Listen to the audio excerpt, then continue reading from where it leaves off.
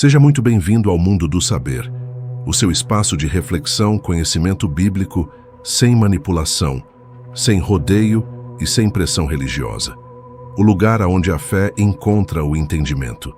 Aqui a gente fala das coisas de Deus com respeito, com verdade e com base na palavra, para que você não viva sua fé por medo, mas por convicção.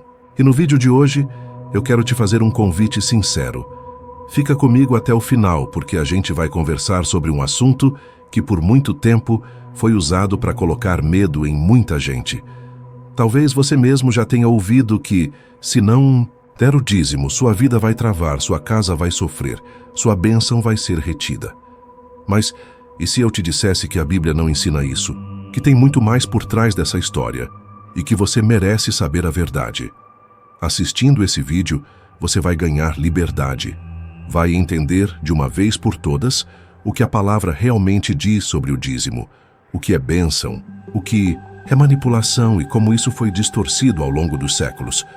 Vai perceber que Deus não se relaciona com a gente como um cobrador de impostos espirituais, mas como um pai amoroso que te chama para viver uma fé leve, madura e consciente.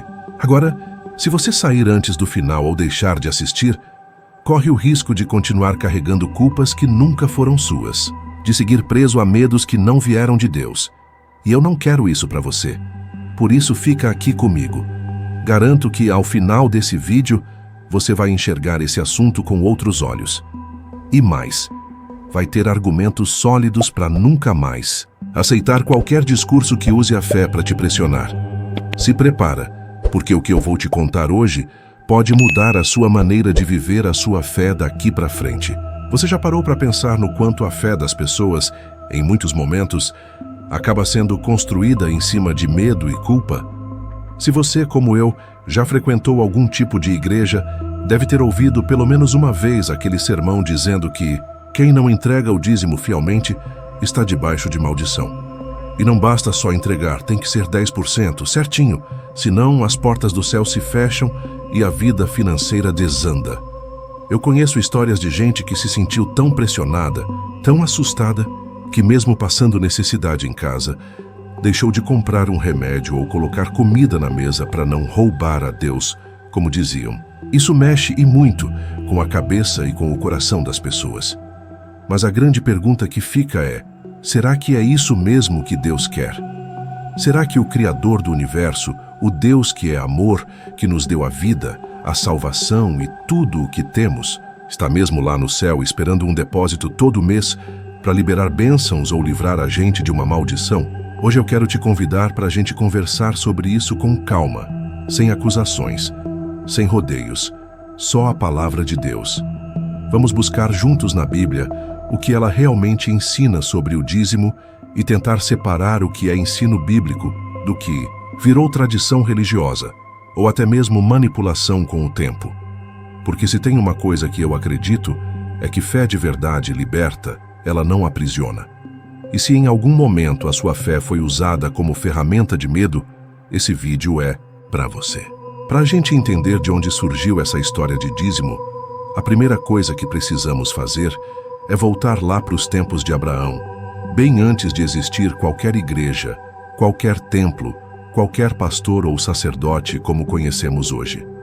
No livro de Gênesis, capítulo 14, acontece algo muito curioso. Abraão tinha acabado de vencer uma batalha contra alguns reis inimigos, resgatando seu sobrinho Ló e recuperado vários bens que tinham sido levados. Depois dessa vitória, ele se encontra com um personagem misterioso chamado Melquisedeque, que a Bíblia descreve como rei de Salém e sacerdote do Deus Altíssimo. E nesse encontro, Abraão pega 1/10 de tudo que conquistou e entrega a Melquisedeque. Aí está o primeiro registro de algo parecido com o dízimo na Bíblia. Mas o detalhe mais importante dessa história é que em momento nenhum Deus mandou Abraão fazer isso. Não existe uma ordem, uma exigência, ou sequer uma sugestão divina para que ele desse esses 10%. Abraão fez isso porque quis, de forma espontânea, como um ato de gratidão, reconhecimento e honra a Deus pela vitória que tinha acabado de conquistar. E aqui, meu amigo, já começa a cair por terra a ideia de que o dízimo nasceu como uma obrigação imposta por Deus. Desde o princípio, esse ato de separar uma parte dos bens era voluntário. Era um gesto que vinha do coração de quem reconhecia a soberania de Deus sobre a sua vida e tudo o que possuía. Naquela época, as pessoas viviam numa cultura onde era comum entregar presentes aos deuses ou aos reis da terra como sinal de respeito e gratidão. Então, o que Abraão fez não foi muito diferente do costume da época. Mas a diferença está em para quem ele fez isso. Ele não entregou ao rei da cidade ou a um ídolo qualquer, ele ofereceu ao Deus Altíssimo, e isso transformou aquele ato em algo significativo. Mais do que uma obrigação, foi um relacionamento. Abraão entendeu que tudo que tinha conquistado não vinha da sua própria força, mas das mãos de Deus. E é exatamente aí que começa a se construir o verdadeiro sentido do dízimo na Bíblia.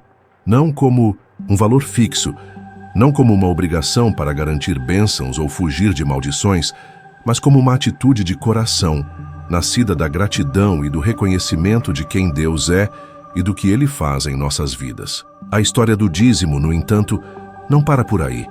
Séculos depois, quando o povo de Israel se tornou uma nação organizada, Deus deu a Moisés uma série de leis para manter o funcionamento social, religioso e espiritual do povo. E aí sim, o dízimo passou a fazer parte desse sistema legal. Mas olha só que interessante. Quando a gente lê o livro de Levítico, capítulo 27, fica claro que o dízimo não tinha nada a ver com dinheiro. Naquela época, Israel era uma sociedade agrária. As pessoas viviam da terra, plantavam, colhiam, criavam animais. Então, o que Deus pediu não foram moedas, nem depósitos, nem transferências bancárias. O dízimo eram alimentos, trigo, uvas, azeite, cordeiros, cabritos. 1/10 de tudo o que a terra produzia. E para que servia esse dízimo? Era para sustentar os levitas, uma das 12 tribos de Israel, que não recebeu terras para plantar ou criar rebanhos, porque ficaram responsáveis pelo serviço religioso, pelas cerimônias, orações, manutenção do tabernáculo e depois do templo. Como eles não tinham outra fonte de renda, o dízimo servia para mantê-los. Mas não só isso.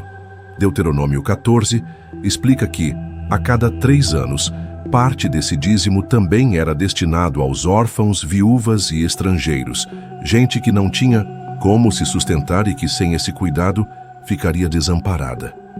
Isso para mim é de uma beleza gigantesca, porque mostra que o dízimo na lei de Moisés não era um imposto religioso para enriquecer líderes, nem uma moeda de troca espiritual. Era uma ferramenta de cuidado comunitário.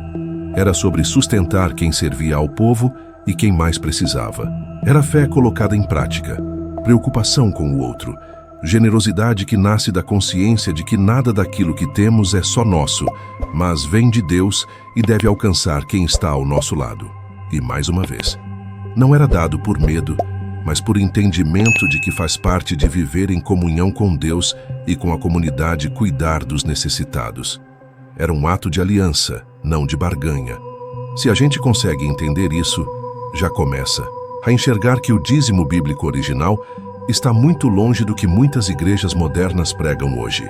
Com o passar do tempo, como acontece com muitas coisas boas, aquilo que começou como um gesto de fé e solidariedade acabou sendo distorcido. E isso não aconteceu de um dia para o outro. Foi um processo lento que se intensificou principalmente depois que Israel enfrentou o exílio, quando o povo foi levado cativo para a Babilônia e acabou convivendo com outras culturas e religiões. Aos poucos, o que era uma prática de cuidado e provisão comunitária começou a ser visto de forma diferente. Os líderes religiosos, em algumas épocas, passaram a tratar o dízimo não mais como um meio de abençoar a coletividade, mas como uma ferramenta de controle. Começaram a cobrar com rigor, a exigir, a colocar sobre as pessoas o peso de que, se não dessem, estariam desobedecendo a Deus e trazendo maldição para si e para sua casa. E essa mentalidade, infelizmente, atravessou séculos, em algumas fases da história de Israel. A liderança religiosa passou a usar o dízimo e outras ofertas como forma de manter privilégios e enriquecer às custas da fé do povo. E se a gente for honesto, vai reconhecer que isso também acontece hoje. Quantas vezes já vimos ou ouvimos histórias de pessoas simples que mal tinham para comer, sendo coagidas a dar tudo o que tinham na promessa de que Deus multiplicaria e faria delas grandes empresários ou abençoaria suas famílias? E se não acontecesse, a culpa era sempre da pessoa. Faltou fé, não deu com alegria, segurou o que era de Deus. Isso dói. E muita gente carrega essa culpa até hoje. O mais triste é que isso vai totalmente contra o propósito original do dízimo na Bíblia. O que era para ser expressão de fé, generosidade e cuidado pelo próximo, virou moeda de barganha, espiritual, desculpa para enriquecer uns poucos e oprimir muitos. E aqui, mais uma vez, vale aquele convite. Vamos olhar para a palavra de Deus sem o filtro do medo e da tradição humana, para enxergar o que de fato ela ensina. Porque a fé verdadeira não se baseia em manipulação, mas na verdade que liberta. E quando a gente chega no Novo Testamento, as coisas ficam ainda mais claras. Jesus em nenhum momento usa o dízimo como moeda de troca ou como condição para a bênção. Aliás, a única vez que ele fala diretamente sobre o dízimo é em Mateus 23:23, quando dá uma dura nos fariseus e líderes religiosos da época. Ele diz assim: "Ai de vocês, escribas e fariseus hipócritas, vocês dão o dízimo da hortelã, do endro e do cominho, mas negligenciam o que há de mais importante na lei, a justiça, a misericórdia e a fé. Vocês deveriam praticar estas coisas, sem omitir aquelas." Percebe o tom? Jesus não estava elogiando os fariseus por serem dizimistas fiéis. Ele estava denunciando a hipocrisia de quem era rigoroso em detalhes religiosos, mas esquecia de cuidar do próximo, de agir com compaixão e de viver a verdadeira fé. Para Jesus, mais importante do que entregar uma parte do que se tem é viver com o coração voltado para Deus e para as pessoas. O dízimo, nesse contexto, não aparece como obrigação ou condição de salvação, mas como uma prática cultural que, se fosse feita, deveria vir acompanhada de justiça, misericórdia e fé. E quando a gente lê as cartas dos apóstolos, também não encontra nenhum ensinamento de que o cristão do Novo Testamento precisa entregar 10% de sua renda para a igreja. O apóstolo Paulo, escrevendo em 2 Coríntios 9:7, deixa isso muito claro. Cada um contribua conforme determinou em seu coração, não com pesar ou por obrigação, pois Deus ama quem dá com alegria. Isso desmonta, de forma muito direta, a ideia de que o dízimo é uma exigência divina para quem quer ser abençoado. A lógica do reino de Deus não é baseada em troca, é baseada em graça. Deus não é um cobrador de impostos espirituais, e a gente não precisa pagar para receber cuidado, provisão ou salvação. Tudo é dom gratuito, e quando o coração é grato e generoso, naturalmente a pessoa contribui, ajuda, oferta, não por medo, mas porque entende que faz parte de um propósito maior. Se a gente olhar com atenção para toda essa caminhada bíblica, fica evidente que o propósito do dízimo nunca foi colocar medo nas pessoas, ou fazer delas reféns de uma doutrina financeira. Desde Abraão, passando por Moisés, pelos profetas, por Jesus e pelos apóstolos, a verdadeira ênfase sempre esteve no coração, na motivação por trás daquilo que se oferece. No Antigo Testamento, o dízimo tinha uma função prática: sustentar os levitas e cuidar dos mais necessitados, e mesmo ali, ele não era cobrado com ameaças de castigo imediato. Já no Novo Testamento, o foco migra para a generosidade voluntária, para a contribuição livre, para a oferta de quem entende que a vida cristã é construída no amor, na justiça e na misericórdia, não na barganha ou na superstição. Mas o mais preocupante é que ao longo da história o discurso sobre o dízimo foi sendo moldado para atender interesses humanos. E quando isso acontece, se perde o sentido original e se constrói em cima de medo, culpa e manipulação. Por isso, é tão importante a gente voltar à palavra, buscar a origem das coisas, entender o contexto e, principalmente, olhar para o caráter de Deus. Porque o Deus da Bíblia não é um cobrador impiedoso, não é um negociante que só cuida de quem paga. Ele é um pai amoroso, um Senhor que se alegra quando seus filhos vivem com generosidade sincera, quando ajudam uns aos outros e quando entendem que tudo o que possuem veio dele e para ele volta, mas sem opressão. Quando a contribuição se torna peso, ameaça ou moeda de troca, ela perde todo o valor espiritual. Deus não está interessado em porcentagens, ele está interessado em corações. O Evangelho é uma boa notícia de liberdade, não um fardo financeiro para sobrecarregar quem já sofre. É por isso que esse assunto precisa ser falado com respeito, com responsabilidade e com base na Escritura, para que mais pessoas se libertem dessa culpa religiosa e vivam a fé de forma leve, madura e consciente. Se tem uma coisa que eu espero que você leve desse vídeo, é a certeza de que a sua relação com Deus não depende de porcentagens, não se sustenta no medo e não pode ser controlada por ninguém. A fé verdadeira é baseada em graça, em amor e em liberdade. A Bíblia nunca ensinou que a bênção de Deus está condicionada a pagamentos mensais. O que ela sempre mostrou foi que um coração grato e generoso é naturalmente disposto a compartilhar, a ajudar, a cuidar do próximo. E que esse gesto nasce da consciência de que tudo o que temos é provisão divina. Se você já se sentiu culpado ou constrangido por não conseguir dar o dízimo, saiba que isso não te separa de Deus, não te amaldiçoa, não cancela suas promessas para sua vida. Deus não é esse cobrador severo que muitos desenharam ao longo dos anos. Ele é um pai, e pais de verdade não amam mais ou menos seus filhos com base no que eles podem entregar. Ele se alegra quando você abençoa alguém, quando contribui com quem precisa, quando participa da obra de forma voluntária, sem medo, sem barganha. Se você gosta de ofertar, que faça isso com alegria. Se ainda não consegue, que isso nunca te afaste da comunhão. Nunca te prive de buscar a Deus. Porque Ele não negocia amor, Ele doa graça.